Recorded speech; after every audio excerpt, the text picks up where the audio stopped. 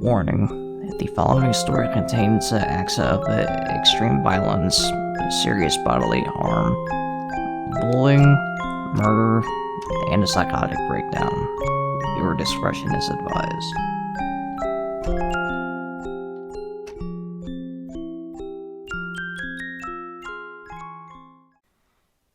Today's story can be summed up simply like this. No matter how tough you are, no matter how bad you think you are, no matter how many people are backing you, be smart. If there's a new kid in the neighborhood, whether he looks like an easy target or something else, don't underestimate him. Because what you do to him may turn him from that unknown kid into a psychopath, and even worse, a cold, heartless killer.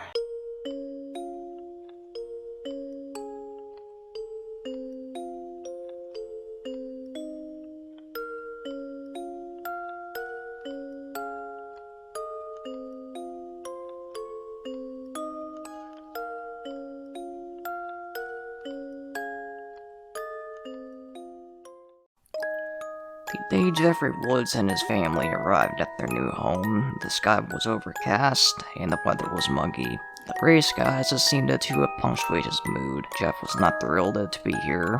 Their new home was beautiful, though, a true example of his father's newfound success. But still, it wasn't the home he'd known. A week after they settled in, Jeff and his brother Lou woke up early. The sky was a crisp and gorgeous blue, and although the Louisiana heat was playing its usual cruel tricks, the brothers decided that a morning bike ride to explore the area would be just the right ticket to combat the slight pangs of homesickness that they'd both been experiencing over the last week. "I miss home," Lou blurted out as Jeff was smearing salsa on the microwave burrito that would serve as his breakfast. "Me too, Lou, but I guess this is home now, so we just have to sort of make the most of it." "I know, but all of our friends and stuff are back in New Orleans. Remember that building we'd always sneak up on top of and watch the city lights come on? I miss that," Lou responded, sounding down. "Yeah. In the ZM video, the owner knew us and would always let us rent R-rated movies without our parents. And he'd always hook us up with the free video game rental if we got a few movies." "Yeah, I miss that too. But Lou, we have to." Lou interrupted. "I know, we have to make the most of this. But still, this place just seems so fake, and Mom and Dad still treat us like we aren't even here." "Yep, they do. I was sorta hoping the new house would improve their mood, but what can we do?" Lou had no answer. Jeff finished his breakfast and the two boys left the house to mount their bikes and explore around a bit more. As it turned out, the subdivision they moved into was rather close to a cluster of stores and a small shopping center. Village Shopping Center was the name of the short row of businesses. Within these were a Pizza Hut, a Chinese restaurant, a tobacco store, a Sprint store, and what Jeff and Lou were most excited about, a video store. "We'll have to get Mom and Dad to come down here and open up an account so we can rent movies," Lou mentioned as Jeff flipped over a box to read the description of a horror movie. "Shit, you're right," Jeff snapped, feeling a bit of a frustration at this thought. He knew getting his parents to actually come down here and set up a membership would take forever, since their usual after-work routine was to just go off into separate rooms until they got hungry enough to come out and speak. Jeff glanced over at the girl working behind the counter. "Maybe I can go over there and sweet-talk her into giving us accounts," he joked. "Yeah, right, Jeff. One look at you and she'll probably ban us," Lou remarked back, a smile broad on his face. "You doubt me, little man?" "Doubt you? The guy who's kissed two girls and almost touched the boob? Never. Please to go on and lay on the charm." "Whatever. I totally could have banged that girl, but her parents came home and, last time he told me that story, he said her parents were out of town and her sister came home." Jeff became flustered while in the process of trying to make yet another comeback. The girl behind the register removed all doubt by speaking to the boys herself. "Hey, are those your bikes?" the young woman asked, pointing towards the glass window. Jeff and Lou looked over and saw three boys outside. two of which were riding around in circles on the Woods brothers' bikes. They would spin them around and then jump off, letting the bikes crash onto the pavement just to stand them back up and ride them again. The two boys riding the bikes were both slim in build, while a heavier boy stood on the sidewalk drinking a Red Bull and watching. Jeff and his brother made their way out towards the doors of the video store. When the fat kid saw them coming, Jeff couldn't hear what he said to his two friends, but he made some sort of a gesture while shouting out. And the other two boys dumped the bikes where they lay, walked towards the sidewalk and directly towards the two brothers. "Those your bikes?" one of the boys asked as Jeff and Lou entered the summer heat. "Yeah, why are you riding them?" Lou asked sharply. "Oh, we just saw them there, man. Relax. Figured someone just let them out there for us." The same boy responded as his two friends joined him on either side. Jeff, determined to make a good start here, tried to change the course of this confrontation. "Well, they're ours. We just moved here about a week ago and we live over on Fairmont Avenue, a few blocks from here. We were just checking out the neighborhood."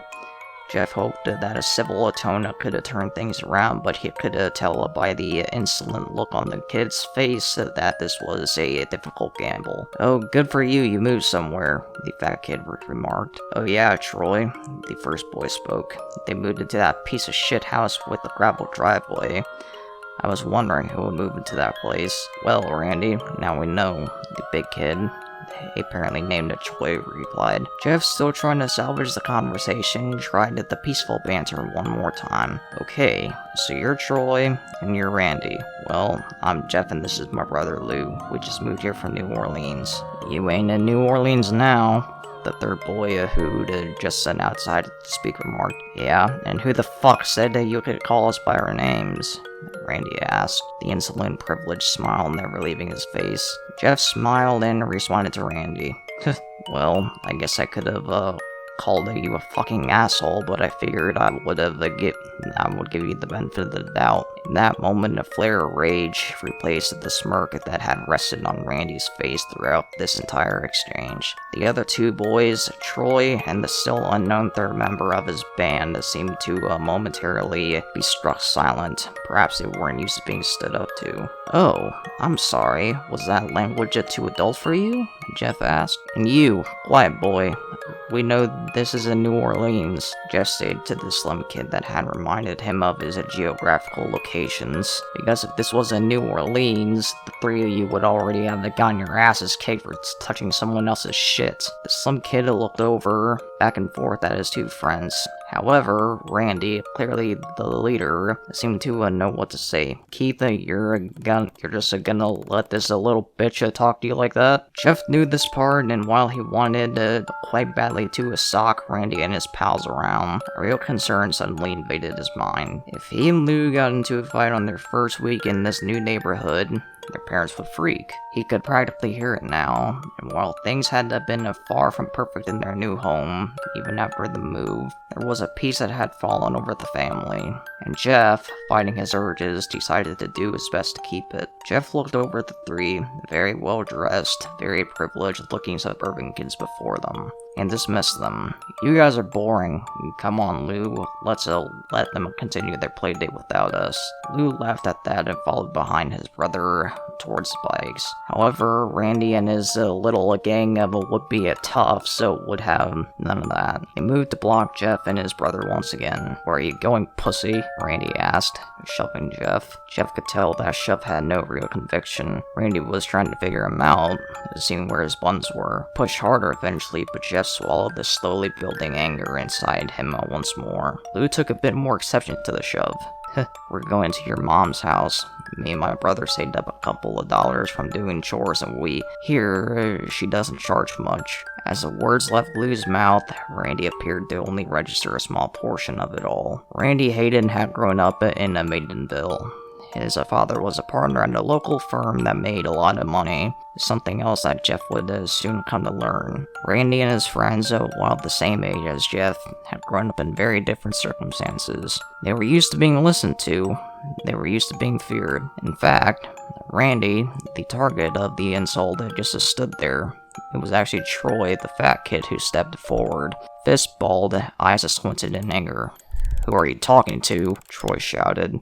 and took a swing at Lou. Lou, who was both in better shape and had sparred with Jeff a few times during his time spent boxing, was able to avoid the punch, but just barely. Had that been at all, it may have once again ended there. Troy was clearly taken by surprise at Lou's speed, and actually didn't attempt another punch. However, these are bullies, kids that ran in a pack for a reason. The skinny one, Keith, stepped around and threw a punch that connected with the left side of Lou's face. Jeff had seen enough. He'd been shocked at how quickly this evolved into blows, even though he'd expected it almost from the start. When he'd first met Randy and his friends, he'd been curious. From there, he'd developed an annoyance with them, and slowly that annoyance had evolved into anger. However, upon seeing Lou punched, seeing that small trickle of blood form on his brother's lower lip, upon seeing the smug look of satisfaction on Keith's face, that anger that Jeff suddenly felt exploded into a rage that he'd never felt before in his life. Jeff Woods did not hesitate. He stepped forward, his feet automatically falling into the correct stance that he'd learned from the boxing classes his father once enrolled him into, and delivered a powerful right hand to Keith's face. The skinny boy had no time to register shock or pain. The punch caught him by surprise, and his knees buckled. Keith went down to the ground in a heap of confusion and dawning fear. Randy, the so-called leader here, was almost too shocked to move. He'd had quite a lot of experience starting fights, but no real time logged in losing them. He never felt control of a situation slip. He was used to being in charge. So now, seeing one of his friends go down so quickly and easily left him in a state of shock that he had no idea how to address. Troy, on the other hand, seemed to have a plan. Throw another punch. He moved towards Jeff deceptively faster than his weight would seem to allow, and threw two equally fast punches.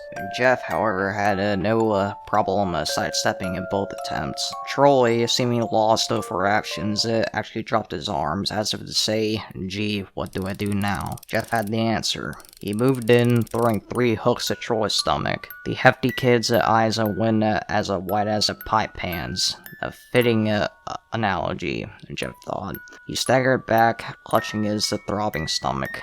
Jeff wasted no time and stepped in once more, fetching a sharp punch to the big kid's jaw, causing Troy to promptly fall on his ass.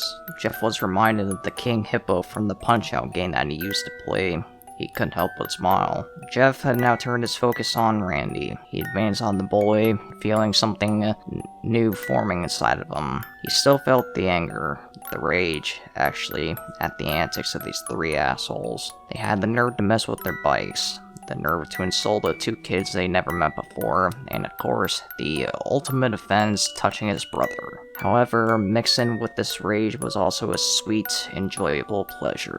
Not only was he kicking their asses, but he was loving every single second of it. It was as though the joy of showing them up was perfectly blending with the rage he felt towards them. Together, it formed into a sadistic, controlled sense of power. Now it was, until Lou stepped in front of him. "Jeff, stop. That's enough." "Why stop now, Lou? They wanted this." Jeff replied in a flat, low voice that Lou had never heard come from his brother's mouth. "She's calling the cops. Look," Lou shouted again, and this time, Jeff came back to reality long enough to listen. He glanced over at the window of the video store clerk and saw her on the phone, talking frantically and pointing towards the parking lot.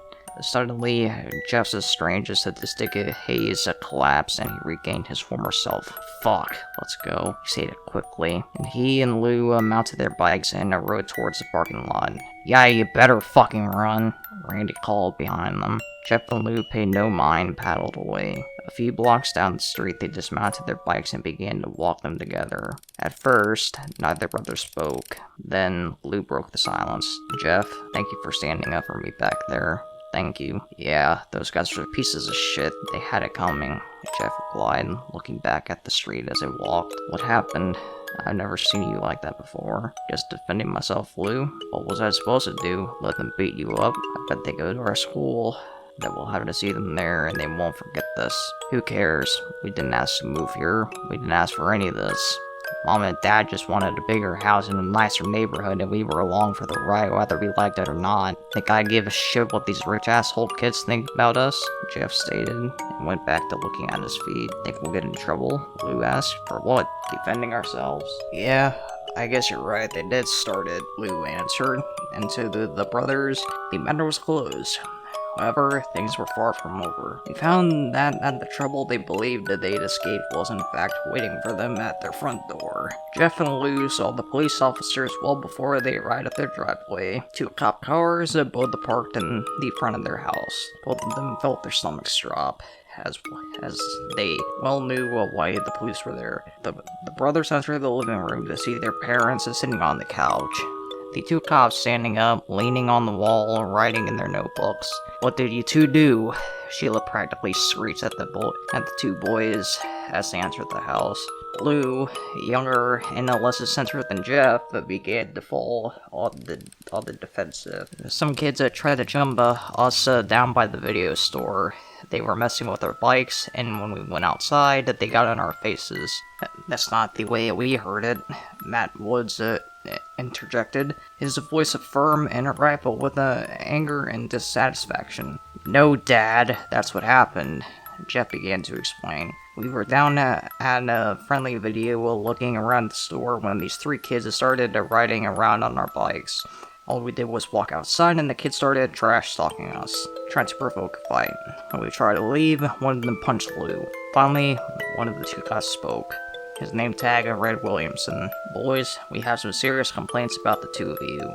From what eyewitnesses at the shopping center say, the 2 of you started the confrontation with Randy and his friends. Jeff took notice at how familiar the cop's tone was when he said Randy's name. This was a small town after all, and there was a good chance that the cop coached Randy in the Little League, or drank beers with his dad. Hell, it was even possible that the cop could be the uncle of one of the bullies. No, sir, Jeff replied. We didn't start it. They did. We just all wanted our bikes. We just wanted to leave. They blocked us. Williamson continued. As though he'd heard nothing, Jeff said.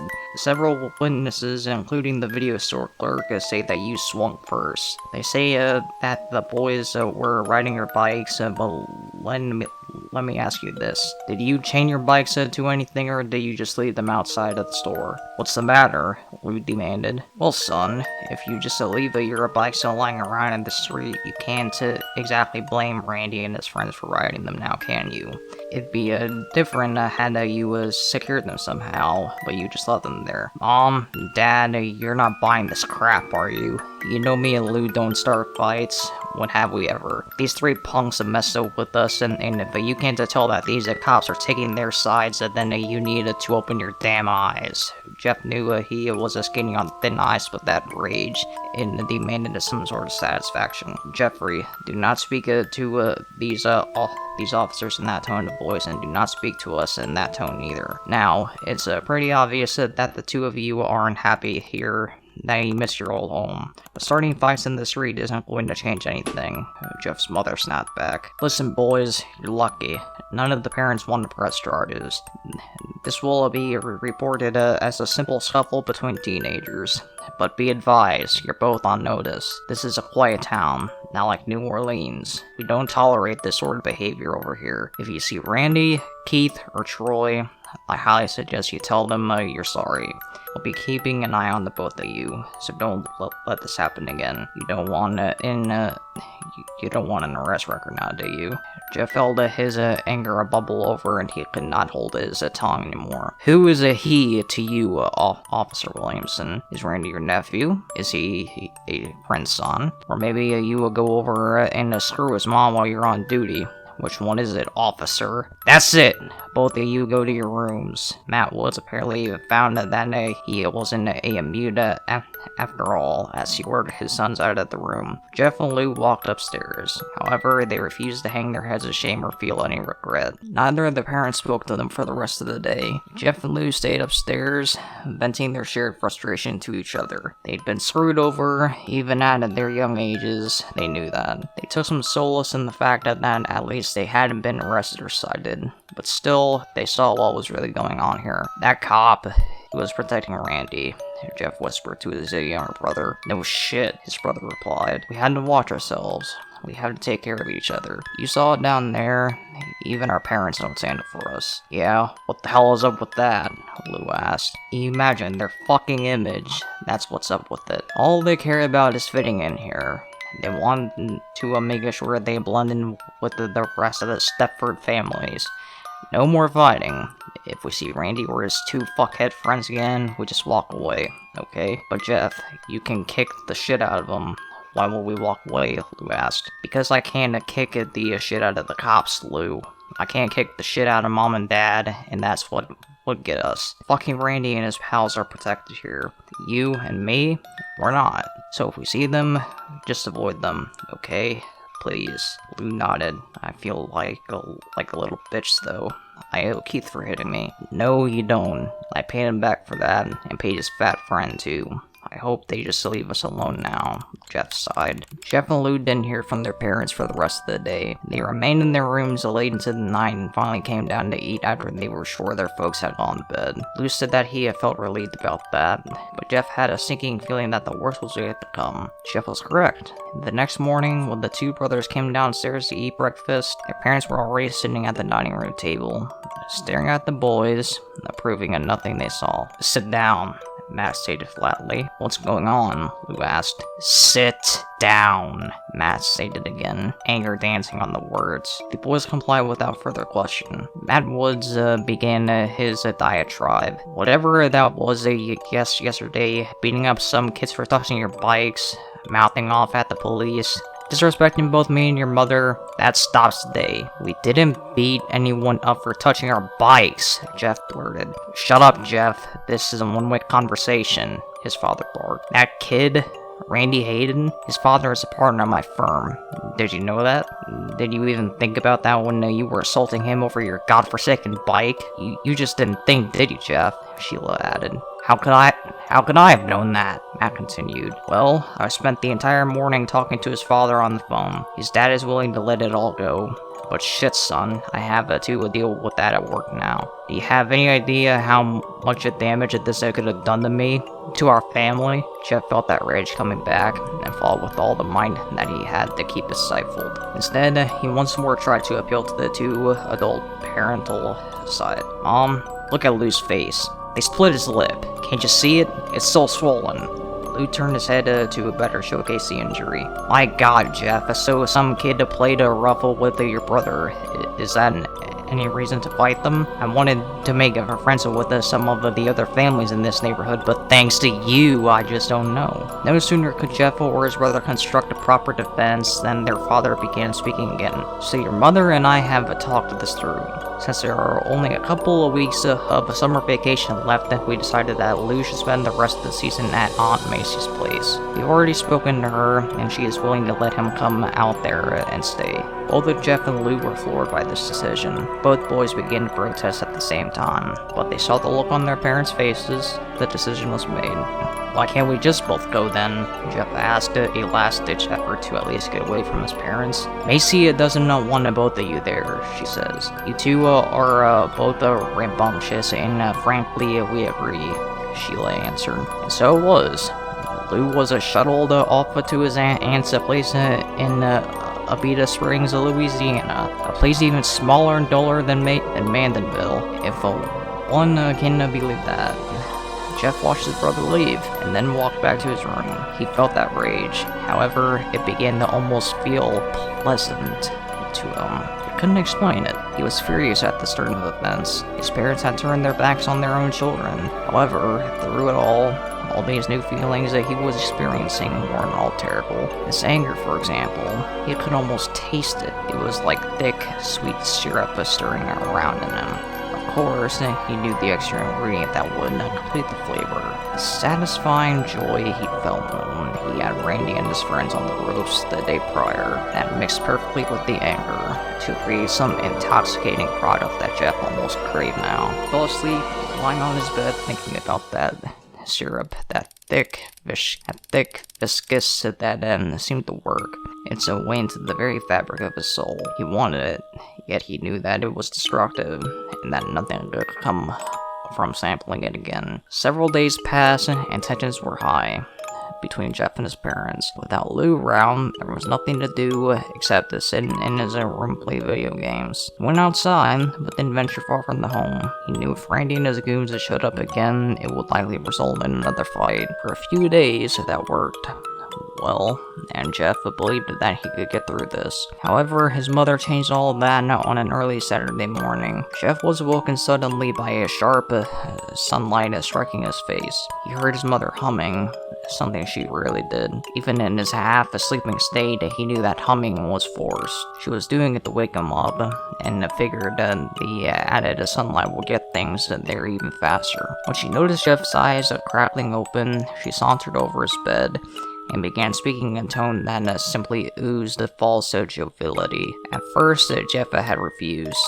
Could his mother be serious? Did she really expect him to go over there and make friends with Randy? He was still in bed when his mother stopped his incessant humming, long enough to tell him to get up and get dressed. Once he learned why, he told her no way in hell. However, his mother was a shrewd manipulator, and she knew exactly what would get the job done. She promised to Jeff that if he did this for her, went over and made it work with Randy, that Luke could come back the next day. She'd sandbag Jeff right into the corner with that one. He'd have no choice but to agree. A short time later, Jeff and his mother were pulling into Randy's driveway. Randy's mother answered the door. "Hi, you must be Jeff," she greeted. Jeff smiled wanly and confirmed that this was in fact who he was. "Hello, I'm Sheila Woods. Nice to finally meet you in person," Jeff's mother announced, barging past her son and extending a hand to Randy's mother. "Sheila, so pleased to meet you. I'm Bridget Hayden. Sorry to hear that our boys had a little mishap the other day. You know how it is though with teenagers. Hormones going crazy and all. Randy never gets into fights, but he explained to me that Jeff and his brother are still new to the area and haven't quite learned how we do things in Manville yet. Isn't that right, Jeff?" Jeff couldn't resist a small jab. "Yeah, sorry about that, Miss Hayden. Me and Lou had no idea that it was okay for your son and his friends to mess up with their bikes without asking. Bridget, he gets that mouth from his father. Never knows when to shut up. How about you and I go in and have some coffee, and you can tell me all about the gossip around Mandanville while our boys get to know each other the right way. Randy is in his room, Jeff, upstairs, second door to your left. I'm sure you'll hear the sound of his video games or something," Bridget stated with a very little humor to her voice. "Thank you, ma'am," Jeff answered and entered the house. Jeff knocked and heard Randy answer with a comment. "Hey, so I guess you heard our parents want us to hang out and get to know each other," Jeff stated with a little conviction. "Yeah, that's my mom, alright. She doesn't like drama. Honestly, I think she worries too much. I mean, I'm cool if you're cool." Jeff sat down on the floor next to Randy and struck up a conversation. "So, turns out your dad is my dad's boss. He freaked out about the fight in the parking lot. He was actually worried that he'd get fired or something. My dad is like everyone's boss. I fucking hate it. I think half of the kids at my school talk to me because their parents are somehow connected to my dad's firm." "Why do you hate it?" Jeff asked. "Because it's fake. This whole damn town is fake. You'll figure it out as you go. But trust me, everyone who lives here is just trying to pretend there's something else. My parents make me do all this shit, all the trophies and stuff, just so they can brag. That's it." Jeff smiled. "I know how you feel.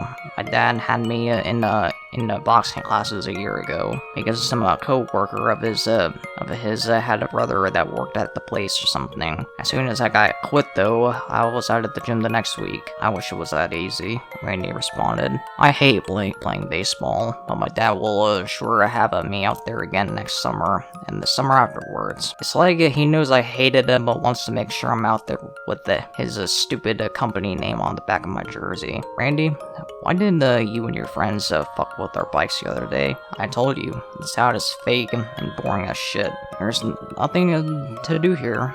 we had to find stuff to do. I mean, there are only so many times that you can go out to hang at the video store or at the dirt paths in the woods. All the girls here are stuck up, all the stores close early, there's no mall, and the movie theaters across town. We were all just so bored, man. So sorry for that, I guess. It's cool, Jeff replied. I guess I'm sorry too. Things went too far. You mean the fight? Randy asked. That shit was actually cool. Those guys, Keith and Troy, they just leech on because of my dad. It's like I told you, I'm pretty sure their parents make them hang out with me. The afternoon went on, and Jeff soon forgot that this was a mandatory arrangement. He actually started to find himself liking Randy. Sure, their first encounter was a little sketchy, but he was coming around to the guy, finding that he wasn't so bad once his idiot friends were removed from the equation. About an hour later, things took a turn. Jeff heard the twin pops of the two car doors shutting in near unison, and then heard the engine start. He dropped the game controller and peered out Randy's bedroom window, just in time to see his mother and Randy's mother backing out of the driveway. Our parents are leaving, Jeff said. About time. I figured my mom would eventually take your mom into going shopping or going to get coffee or something like that. Jeff heard Randy pause the game. Hey Jeff, come downstairs. I want to show you some cool stuff. Randy invited, and Jeff followed. Randy led Jeff out to the garage. It was hot in there, with the main door shut. The garage was well kept though, and Jeff observed the stacks of magazines underneath the workbench, as well as tools and various other utility items stacked about. Standing in the small, closed garage with the late summer heat lingering about, Jeff began to feel a bit uneasy, despite the fact that he and Randy had seemed to bond over the last few hours. Jeff couldn't ignore a sense that things were different now that the adults were gone. What did you want to show me?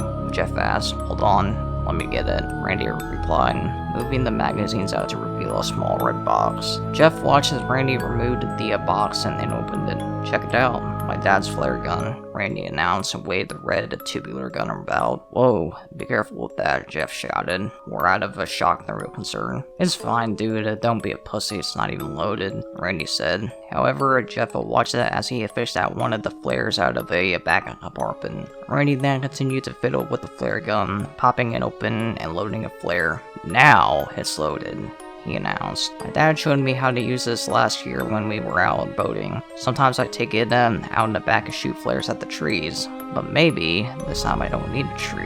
The change in Randy's voice and demeanor was impossible to ignore. Okay, well, cool gun. Let's get back in the house though. It's hot out here, plus I'm getting hungry. What do you have to eat? However, as Jeff turned to walk through the small door leading back into the house, his path was suddenly blocked up by two more familiar faces. Where you going, Jeffrey? Fat kid, Troy blurted out as he and Keith stepped into the garage. Took you two assholes all long enough to get here.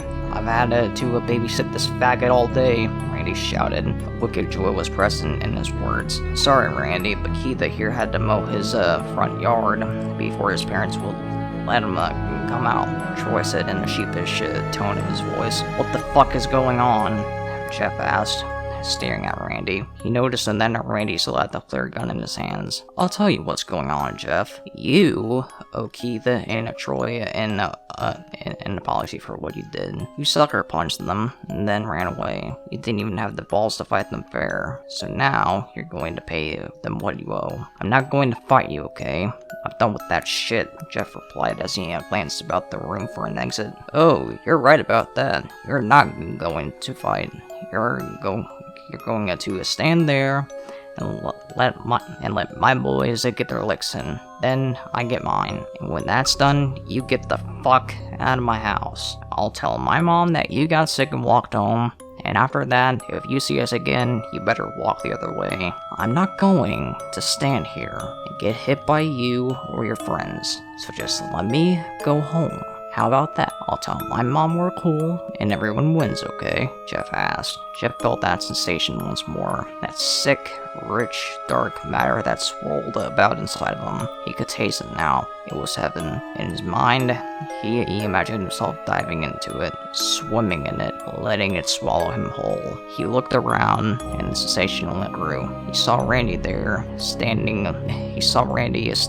there holding the flare gun. It was limp in his hands, though, and that hammer was not cocked back. Jeff knew that Randy had no intention on firing it. He looked over at Keith, skinny, pathetic, a kid born to follow. Troy, fat and sweaty, breathing a bit heavy just from the walk over here. And of course, in the middle of it all, Jeff himself. He felt that pleasure begin to mix with the rage, forming the perfect product. He tried to avoid sampling it. He knew that only regret could come from indulging in it. However, when it was placed so close, when the aroma and the promise of that sweet, savory flavor was only inches away, Jeff found out that he could no more stand it. Jeff began to smile. Why are you smiling at me? You queer for me or something? Randy asked him, a slight nervous tinge in his voice. Am I smiling, Randy? I guess it's because I'm just having so much fun, Jeff announced, and suddenly lunged towards the unprepared kid holding the flare gun. Jeff struck Randy once in the nose. Randy's arms dropped, yet he had kept a hold of the flare gun. Jeff, without even needing to look back, realized that Troy and Keith had actually taken a step back. Instead of advancing as they should have, Jeff delivered another strong blow to Randy's jaw, causing the boy to drop to the floor. Jeff now turned his attention to Troy and Keith, the two tough kids that had yet to actually make so much as a move in his direction. Troy actually backed up a step and stumbled over the stack of magazines that Randy had moved earlier. Jeff took this opportunity and stepped forward, once again introducing Troy's round belly to his fist. Troy tried to stay on his feet, but Jeff's punches combined with the stumble over the magazines caused Troy to fall back, landing hard and striking his head on the concrete slab that was the garage floor. Keith was actually trying to back away. However, Jeff was currently standing between him and the only exit to the garage. Since the carport door was closed, Jeff took two quick steps towards the skinny kid and felt the most intense joy at seeing Keith stagger backwards, knocking his back into the wall. That perfect blend of pleasure, control, and rage had come together. Jeff felt as though he was floating above the world. Somewhere in his mind, he knew there would be hell to pay for this. But at that exact moment in time, he couldn't care less. He didn't care about Lou, he didn't care about being arrested, and he didn't care if his dad had got fired. All he cared about in that fraction of time was hurting Keith. Keith tried to make a run for it, hoping to squeeze through the small gap between Jeff and the door. However, Jeff clipped him a hard right hand to his face, causing Keith to stagger back again. Jeff could see that his knees were buckling and took full advantage. He moved in, pinning Keith to the wall and began to deliver blow after blow to the skinny kid's stomach. Keith's eyes became as large as saucers. Once satisfied, Jeff stepped back and watched in demonic glee as Keith slowly slid down the wall, gasping for air. "We done now, Randy? We good? Or do you and your friends need more?" Jeff mocked. "No more. We're cool. How about you assholes?" Jeff asked. It was Randy's idea," Keith said weakly.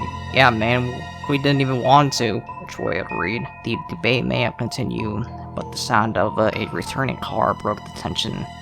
"Oh shit, my mom's back," Randy shouted, his voice crackling in a humorous way. It seemed that the previous tough guy had all but shrunk back to a scared child. "So, we'll just say we're hanging out," replied. "No, the fucking flare gun. If she finds out to mess with it, I'm screwed. So put it back," Jeff suggested. That sensation of rage was fading again, and he felt control returning. "Yeah, grab the magazines, please," Randy begged. Jeff found that he rather liked that tone, that begging with the dog mentality. Jeff was paying no attention to Randy. he was down on the floor calmly gathering the magazines. He didn't really care if Randy got in trouble or not. However, if his mother returned and found trouble, he feared that Lou may not be able to return home as promised. Everything else happened in a flash, both literally and figuratively. Randy, now in a panic over the trouble he'd be in if he was caught playing with the flare gun, and begun to sweat. As his hands frantically clawed over the gun, his thumbs pushed at the hammer back unintentionally. He didn't even notice that the gun was cocked. He was turning it over in his hands, trying to quickly disarm it. He then heard the sound of keys in the front door. He knew that he had only seconds how to hide it. Everything else happened in slow motion. The gun slipped from Randy's sweaty hands as he attempted to rotate it once more. He saw it fall to the floor, seeming to float to the ground rather than fall. Jeff, busy stacking the magazines, had only enough time to register Randy's shocked gasp. He turned to look in the boy's direction just in time to see the bright red flare gun hit the floor. The gun discharged, launching a speeding ball of fire directly into Jeff's face. Jeff felt the hot flash of heat and pain tear across the left side of his face. After the initial registry of agony, there was no more thinking. Jeff began to scream, clutching the left side of his face and rolling on the floor. For a while, he forgot everything as he was plunged into that dark, rich syrup once more, the rage almost serving to dull the pain.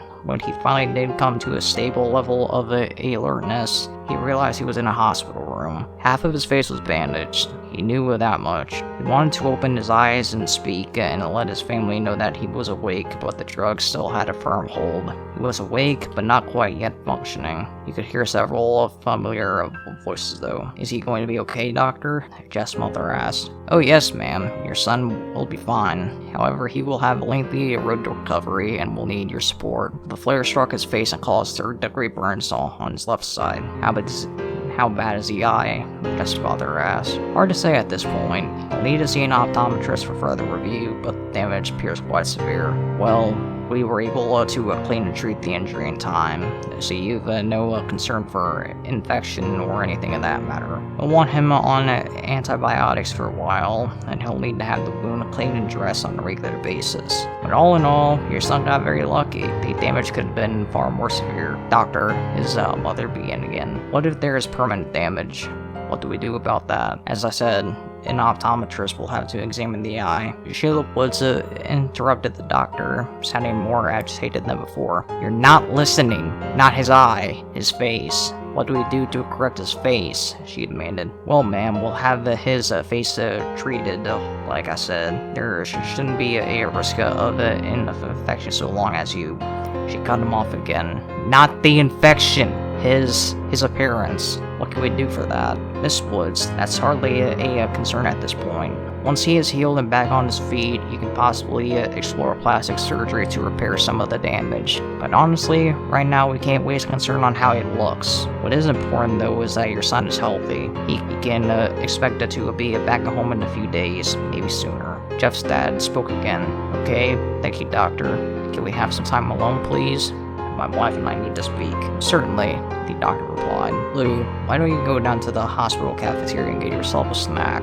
Matt Woods suggested. "But I want to be here in case Jeff wakes up," Lou replied. "Lou, they told us that Jeff is heavily medicated. They don't expect him to wake up anytime tonight, so just go. And if he does come around, we'll have you paged," Matt replied. Jeff heard the door open and close as Lou exited. His parents had both let out a long, shaky sigh, but Jeff was starting to believe it was not a sigh of relief, but rather one of stress.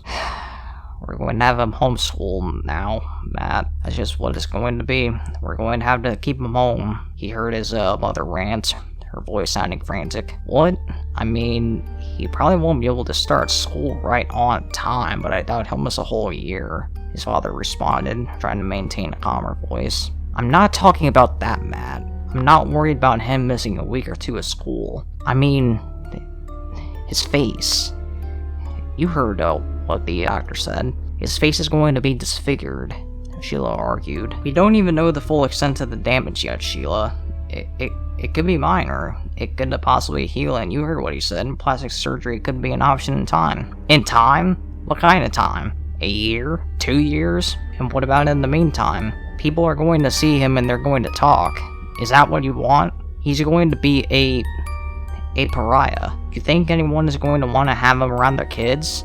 Jeff was hearing all of this, just letting it soak in. As his mind absorbed the words, he felt that rage return. Sick, rich, dark syrup of a raw, primal emotion. He wanted to scream at his mother, to tell her to shut up, that he was the one lying in the hospital here, with half of his face burnt off and blind in one eye. All thanks to her for forcing him to go over to Randy's house. He wanted to ask her why she left, why she went off to go shopping or have her nails done or whatever. And it was that she did. He wanted to know why she to leave him with the kid who just days before tried to jump him and his brother. He wanted to know how she could care more about his appearance than the fact that he was lying in a hospital bed. However, there was still so much more that he wanted to know as well. He wanted to know how much more his mother hated him, how much more she saw of him now as a, how did she put it? A pariah. He wanted to continue to swim in the thick pool of dark hatred that was starting to form from the anger and rage. That was a new one now. Before it was anger, then it was anger mixed with pleasure, but now it was anger mixed with hatred. And while he certainly longed to be free of it, while he most certainly preferred the false sense of love and concern that he believed he'd heard from her before, he also wanted to test it out a bit more. He also began to wonder how well would this new recipe blend with pleasure. How would it feel? Now Woods began to speak again. I just can't believe you shot himself in the face with a flare gun. I always thought Jeff was more responsible than that. Oh, don't even get me started on that, Sheila replied. I couldn't believe it when Randy and his friends explained to the medics and police how it all happened. Randy was just trying to show Jeff around his house and wanted to show him the collection of magazines his dad kept in the garage. You know, boys. He was probably hoping that a couple of Playboys would be in there or something. Then he said Jeff found the box containing the flare gun and he just wouldn't stop playing around with it. You should have heard those other boys, Matt. They told me that they practically begged Jeff to put it down before he got hurt, but he just had to show off. I just don't know where we went wrong, Matt. I thought moving out here to a nice, quiet neighborhood would make everyone happy. Jeff thought he just wants to fight us on everything. While all that came together in Jeff's mind, he continued to swim in that black ichor of hatred and rage. The morphine drip added a nice touch of euphoria. Jeff could almost see himself plunging into the syrupy waters of hatred and emerging change. Each drip brought him so much twisted pleasure, and that was when he finally understood. He could sample the pleasure now, not because he was enjoying what was happening, but because he knew he could enjoy what was to come. Just as the doctor had predicted, Jeff was scheduled to come home a few days later. During his time at the hospital, he never asked once to see his face. It wasn't until the last day that he finally asked for a mirror. The nurse had to come in to change his bandages, as was the routine. She was a pleasant woman. She spoke to him, asked him how he was doing. He enjoyed her visits. So on the final day, when she arrived to clean and dress his face, he asked to see himself. Are you sure, sweetheart? Would you like me to call in your parents first? She asked. No, thank you, Jeff replied. I think I want to see it for myself first without them standing over me. I understand, she replied honestly, without a hint of pretension. Once the bandages were off, she handed him a small hand mirror. Would you want me to step out of the room?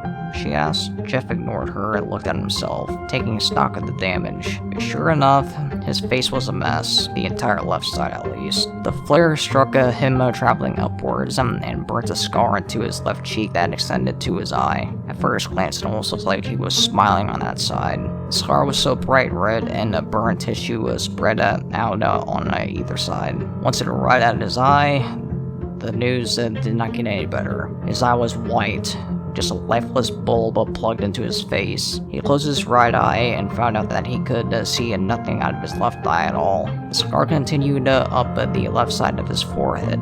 The damage was less severe there, however. The hair on the left side of his head was burnt off, leaving a few strands to stick up here and there. Sorry, sweetie, but I have to put clean bandages on, she told him. Jess smiled.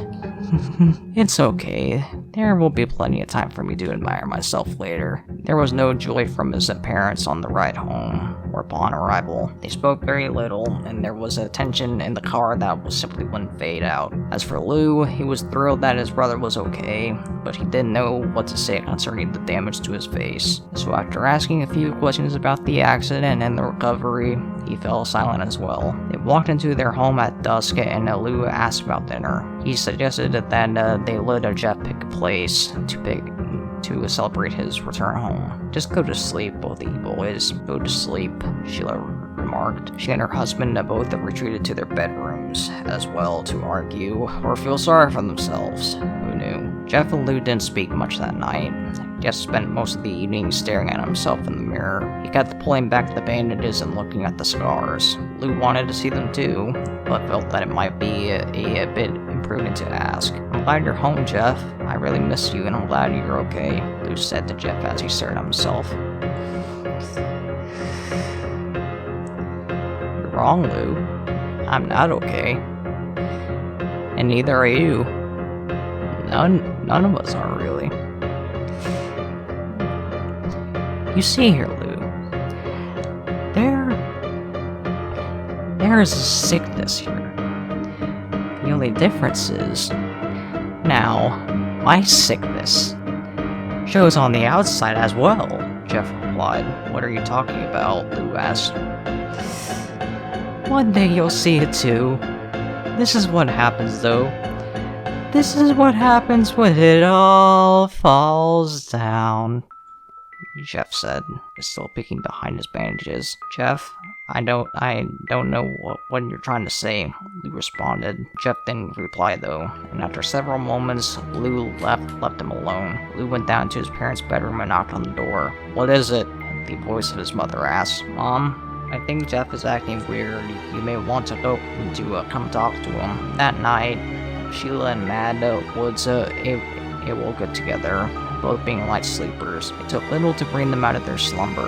The sudden removal of the blanket, as in it was snatched from the bed, did just the trick. They woke to see a small light coming from the half bath that was a situation in their master bedroom. The door was cracked only slightly, and the light source was weak. They could make out a human shape standing over their bed. What's going on? Sheila grumbled. As their vision came into focus, they realized their son was standing before them. Matt reached over and flipped on the lamp next to their bed. Jeff was standing there, his bandages off, his disfigured face beaming down on them, with the long kitchen knife clutched in his right hand. What are you doing, son? Matt asked, his mind still trying to shake the cobwebs of sleep. He's got a knife! Sheila screamed, grabbing her husband's arm. Matt kept his composure, though. Sheila, it's just the painkillers. He likely got up and got disoriented. Relax, for Christ's sakes. Jeff tilted his head to one side, still not speaking. He stared hard at his father, slowly bringing the knife up, ensuring that he saw it well. Son, what are you doing? Matt asked. Scaring you? Jeff replied. Matt, do something, Sheila pleaded. Okay, son, I realize you've been through a lot, but you need to go back to bed. I'm going to call the doctor in the morning, and Jeff moved quickly across to his father's side of the bed, his head moving about, alternating between a normal-looking young man and the deformed ghoul that had been lurking in the shadows. Okay, son, you scared me. Is that what you wanted? Matt asked, just into the middle of the bed to put some distance between himself and his son. Good dad. Now I can start hurting you, Jeff spoke again. His father had time to utter a single syllable. Was likely to ask another question to try and reason with the son. Jeff, however, gave him no time to do such thing. He lunged onto the bed, driving the knife into his father's stomach. Matt attempted to fend Jeff off, but the wound to his midsection rendered him into shock, and his arms fell to the side. Jeff could hear his mother screaming, but paid no mind. He wanted to finish his father first. Removing the knife, Jeff stabbed down into his father's stomach 3 more times. His father gasped and coughed up blood. His body jerked and twitched each time the knife found its mark. After the 3rd time, Matt Woods lay still, dead. in the pool of his own blood. Sheila had backed up against the headboard of the bed. She wanted to climb down, make a run for it, but she balled herself up between the headboard and the end table. In her frantic state of terror and confusion, she couldn't figure out how to do something as simple as dismount bed. Jeff, why are you doing this to us? She asked feebly. Randy started it. You must have known that. But no, you ignored it. Lou had a busted lip. You saw it, but you ignored it. I was shot in the face with a fucking flare gun. And you believe Randy. Why? So you could fit in? Jeff asked. Oh baby, I believed you. It was just your father's job and we're new here and... Oh god, Jeff, please. His father begged. Tell me about homeschool, Mom. Tell me about how you don't want to send me out in public because of my face. Tell me how none of the other kids want to be my friend, and how none of their parents want to be friends with you. Tell me about that, Mom. Tell me about how nice it's going to be you homeschooling me. Jeff, please. I was stressed. I was worried about you, that's all. Please, I love you, Mom. I think you should take your own advice. You know what you told Lou when we got home tonight? He wanted to do something nice to welcome me home. And do you remember what you told us to do instead? Jeff asked, as he now crawled over, cornering his mom on the bed. What did I say? She asked, the question coming out barely a whisper. Go to sleep. Jeff snarled, and drove the knife deep into his mother's chest. He stabbed her over and over and over again, and as he did, found that perfect recipe, that heavenly blend, that rage, hate, and pleasure, all mixed into one perfect formula. And for a while, Jeff became lost in it all. Jeff opened Lou's bedroom door, not surprised to see him asleep. He had dozed off with the headphones in, so he slept it through all the shouting.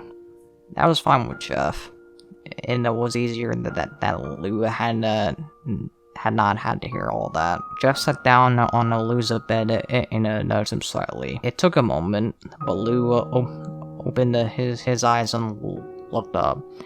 Jeff removed his earphones for him. You're free now, Lou, he spoke softly. Jeff, what are you talking about? Lou mumbled, still half asleep.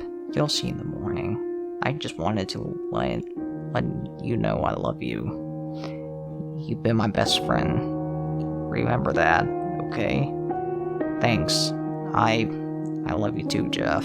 Now let me go back to sleep. Lou replied, already dozing off again. Jeff smiled and stood up as he left the room. He looked back at his sleeping brother one last time before he vanished into the night.